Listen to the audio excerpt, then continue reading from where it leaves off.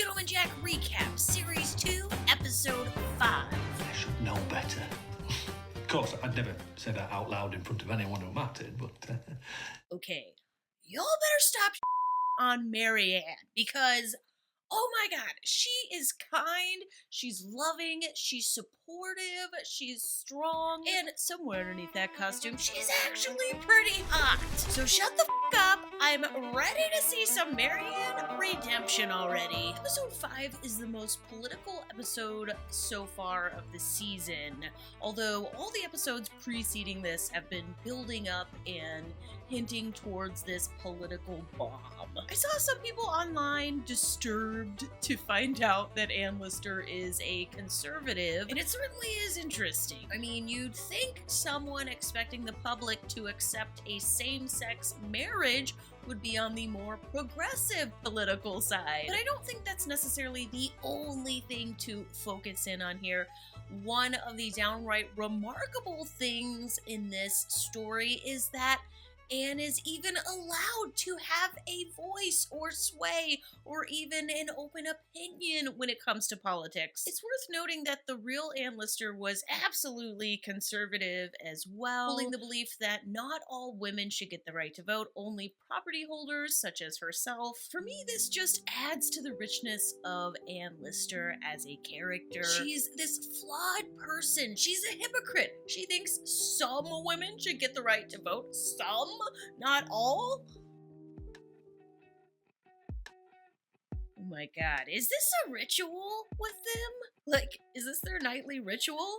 I gotta get my wife to give me some nightly lotion shoulder rubs. Actually, Ann Lister is doing this maybe partly because she cheated, so I'm actually gonna go the reverse way. My wife better not ever offer me a shoulder rub. If she does, and it's lotion, I'm gonna be like, oh, you're cheating! And quickly goes from playing it cool to playing it like a fool.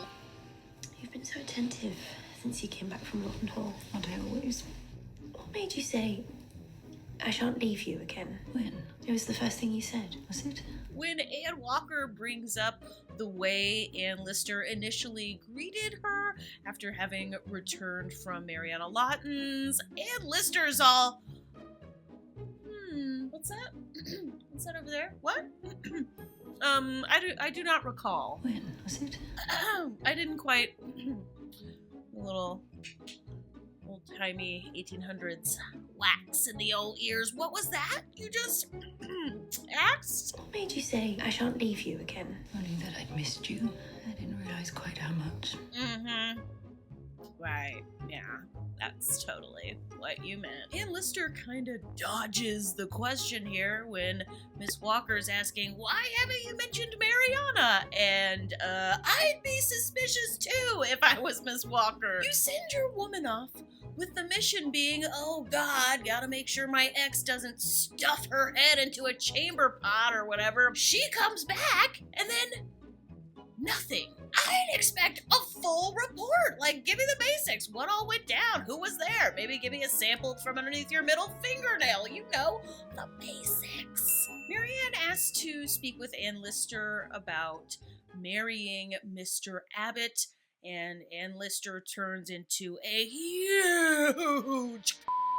She is not supportive, unlike how Marianne is with her and Miss Walker. The gem in this mud pit of Ann Lister's behavior is when Anne kind of like mumbles something about maybe dying one day.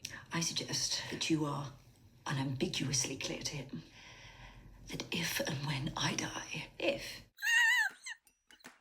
Of course, Ann Lister can't fathom dying. You don't even have that long left to live. Spoiler alert. Sorry for anybody who hasn't read the diaries. Like, what are you talking about? what isn't irrelevant is the fact that you would be marrying so far beneath you, Marion. If you insist on this social mismatch, then... Social mismatch?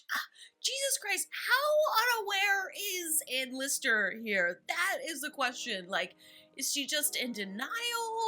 Is it that she values classist opinions and judgments and doesn't value homophobic opinions and judgments, that's got to be it, especially knowing her political leanings. You must understand that there can be no further communication between us. Anne is such a she's making that old Biddy Aunt Walker look like a freaking puppy dog compared to the level of Anne Lister's stooping to. As Anne continues absolutely ripping her sister apart, we see Marianne's eyes welling up, and my heart just breaks for her in this scene. It was really a powerful moment in the episode and just in the series, because for a season and a half, I've really connected with Anne Lister and Anne Walker, but not so much the outside characters. Up until now, they've really just revolved around this enigmatic character, this powerful, attention-sucking character of Anne Lister. But now you are kind of putting yourselves in the shoes of the people surrounding Anne Lister, and really, I'm noticing how in a lot of the people surrounding her lives, she is the villainous. Your name would never again pass our lips. Okay, hold up. Oh my god, your name will never pass our lips. What the? Oh my god. What are you gonna, what do you want to behead her, Anne? What are you gonna do? Like, that's how dramatic you're acting. Do you want to your sister's head off? What the f is wrong with you? Anne's basically saying, I'm allowed to have love, and you just make sure you don't besmirch our family name over there. Even though, to most of the town, I'm kind of already doing that. In one of the more memorable moments of the episode, Marianne reveals to Anne Lister one of the reasons why she wants to marry Mr. Abbott is because she wants to be a mother and have children. I'd like to be a mother.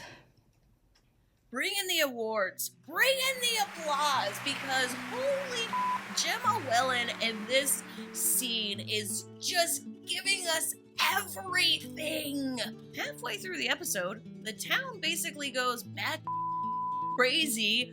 People are breaking into storefronts, there's fires breaking out, there's this naked guy streaking through the streets. The reason everyone's going nuts is because the conservative candidate has beaten the liberal candidate by just one vote. Wow. Just wow. You can't fit Saran Jones with a couple pistols and this suit and not expect women across the globe to cream their pants. Just bravo, BBC. Bravo. George, I think that's his name. George finds Eugenia and the other footman guy banging in the carriage. Guess Eugenia didn't learn jack after her last pregnancy scare. I love that they have Anne wearing this purple awesome suit. It really kind of fits the vibe of this transition into a new phase of her character being a little bit villainous. We know she's cheated. We know she's with the upper class. She's looking down on the poor peasants below her. Towards the end of the episode, Anne's steward Samuel stops by and asks if they've all read out of this magazine that none of them had happened to catch.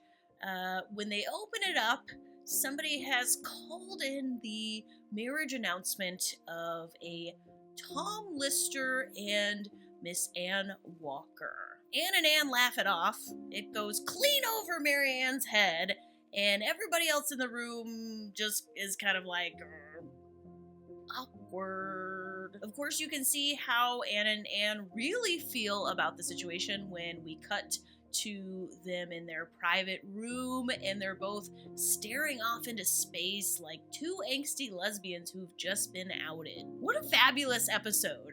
Just so different from the ones before it, and yet still just as compelling. The writers and actors are all totally nailing every scene. It's valuable, it's driving the story, it's making us connect to all the characters, it's making us feel pain, it's making us feel joy, and, really the only true sadness I feel is knowing there's gonna only be 3 episodes left after this. Alright, social media check-in. Let's do some tweets. Porter Lister says, she knows. It's that scene where Anne Walker's asking about the Mariana stuff. It seems a bit early for the phrase, she knows, but I'm still gonna go ahead and agree with this tweeter. A woman always knows, okay? One thing I'll say, They did a really good job in episode 5 of distracting us from the cheating plot. If it wasn't for the fires and the naked streaking guy and the heart-wrenching Marianne stuff, I probably would have been pretty annoyed with the unresolved cheating plotline. Saran Jones went to the BAFTAs this week. Of course, she looked amazing on the red carpet. And that's all I have for you. Thank you so much for watching. If you haven't already, check out the recap I did on episodes 1 and 2 of the season 2 premiere of The Wilds. All right, I'm off, and I will see you next week for another Gentleman Jack recap.